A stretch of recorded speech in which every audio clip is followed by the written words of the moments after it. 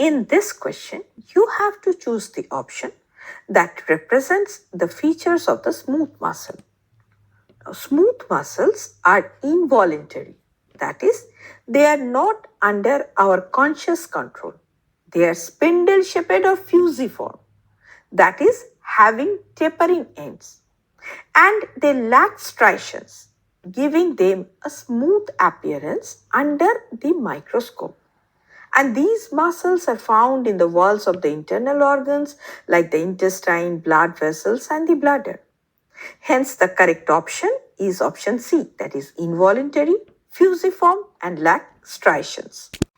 In this question, you have to identify the ion that is responsible for unmasking the active sites for myosin for cross-bridge activity during muscle contraction. Now, the ion responsible for unmasking the active sites on actin for myosin cross-bridge formation during muscle contraction is calcium. Now, calcium ion binds to troponin, causing a conformational change that moves tropomyosin away from the actin's binding site, thus allowing the myosin heads to attach and initiate contraction.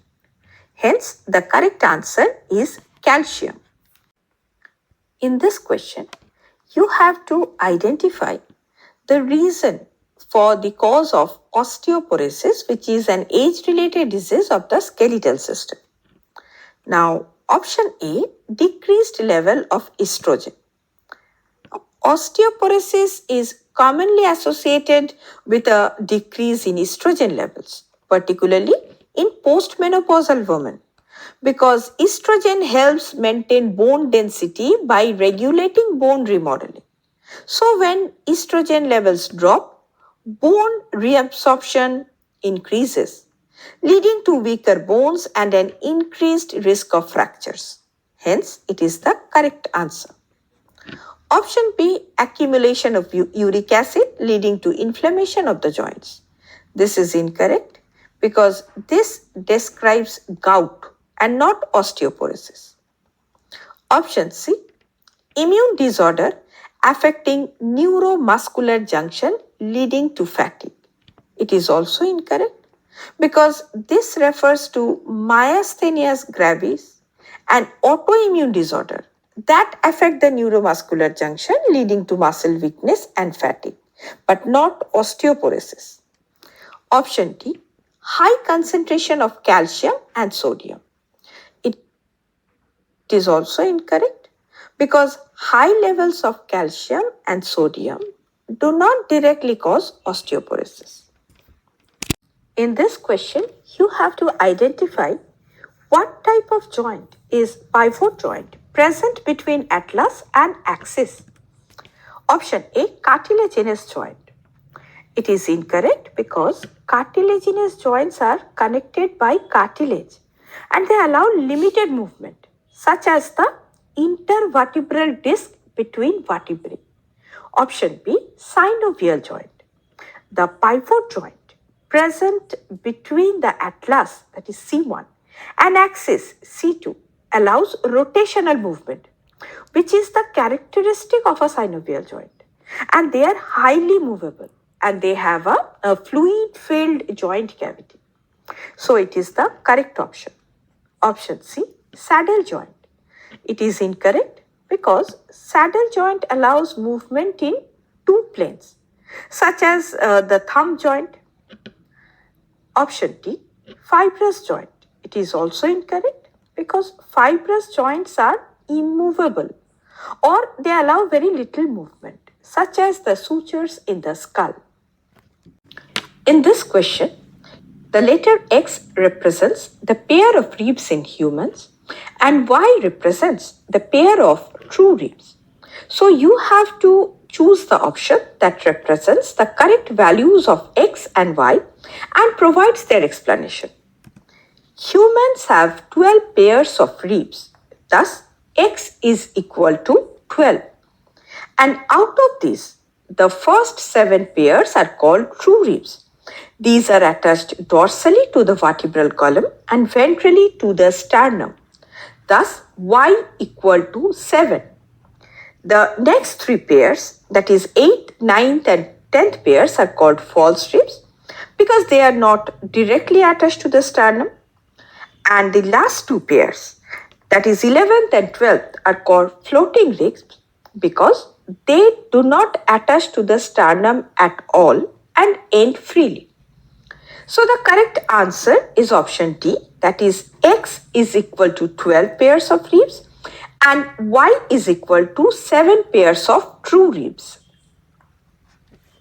In this question, you have to identify the hormones that play a significant role in osteoporosis. Option A, aldosterone and prolactin.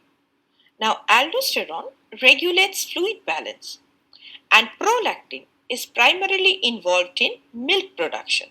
And these hormones do not have significant effect on osteoporosis. Hence, it is incorrect. Option B, progesterone and aldosterone. Now, aldosterone, as mentioned earlier, regulates fluid balance, and progesterone affects the menstrual cycle and pregnancy, but they do not have a significant influence on osteoporosis. Option C, parathyroid hormone and prolactin. Now, parathyroid hormone can influence bone reabsorption and is linked to osteoporosis. But the primary role of prolactin, as stated earlier, is the production of milk. Hence, this is also incorrect. Option D, estrogen and parathyroid hormone. Now, estrogen promotes the activity of osteoblast and inhibits osteoclast.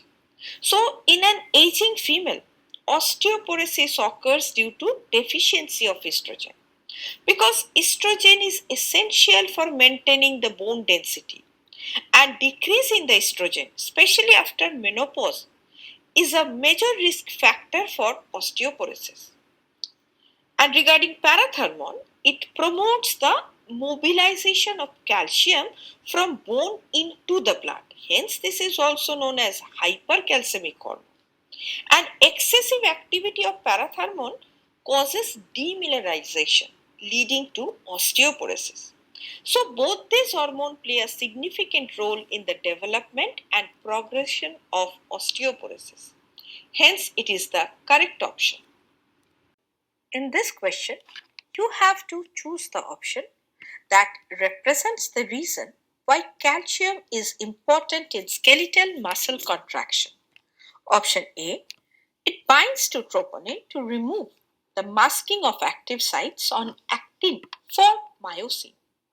Now, during skeletal muscle contraction, calcium ions bind to the troponin complex on actin filaments, and this binding causes a conformational change in troponin, which moves tropomyosin away from the active sites on myosin. So once the active site is exposed, head of the myosin attaches and initiate contraction by sliding the actin over myosin. Hence, it is the correct option. Option B activates the myosin ATPase by binding to it. It is incorrect because calcium does not directly activate myosin ATPase. Myosin ATPase activity is actually intrinsic to the myosin head, and ATP binding is required for its activation. Option C prevents the formation of bonds between myosin cross bridges and the actin filament. Now, it is also incorrect because calcium actually facilitates the formation of the cross bridges between myosin and actin by exposing binding sites on actin. So, without calcium, the active sites on actin remain masked by tropomyosin, preventing the binding of myosin. Option D detaches the myosin head from actin filament. This is also incorrect because detachment of the myosin head from actin requires the binding of ATP to myosin and not calcium.